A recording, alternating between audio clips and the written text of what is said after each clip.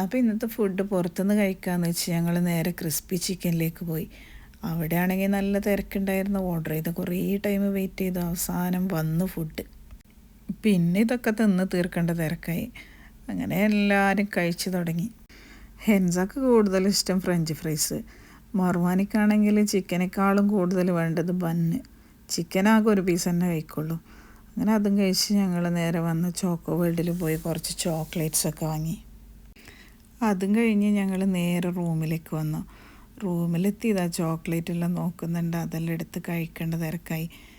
ഒരു 2-3 തരം കുനാഫ ചോക്ലേറ്റും പിന്നെ മാഷ്മെലോ അതൊക്കെ വാങ്ങി. ഇനി അത് കഴിക്കലായി.